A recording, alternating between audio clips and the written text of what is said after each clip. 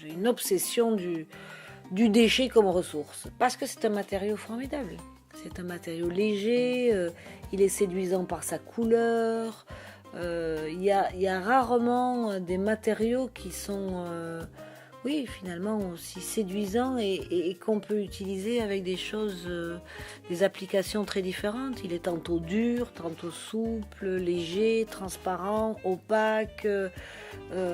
Donc pour tout ce qui est des arts plastiques, il y a un potentiel très important.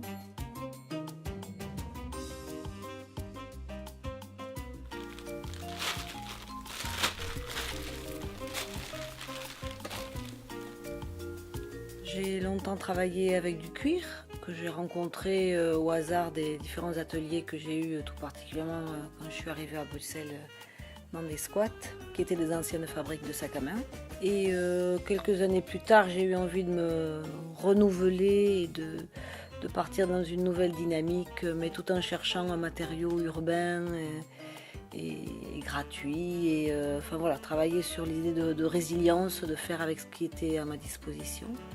Et c'est comme ça que j'ai commencé à travailler le plastique. Tout ça est arrivé aussi par des hasards de manipulation, c'est-à-dire que bien au début, je prends la matière, je fais énormément d'essais, d'expérimentations, et puis comme l'outillage est le même depuis des années, les formes de coraux se sont rapidement imposées, et comme ça allait bien avec une idée plus générale que je me faisais de la présence des plastiques, en particulier dans les mers. Donc je trouvais que c'était une très bonne symbolique, et j'ai beaucoup décliné autour de cette idée-là.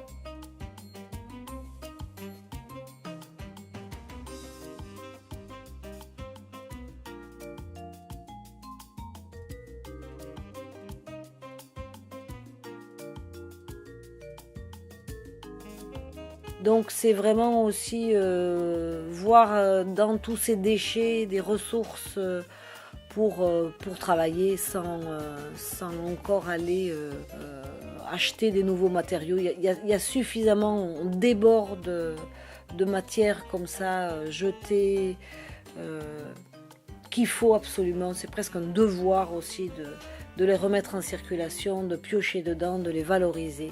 Voilà la petite mission que je me suis trouvée.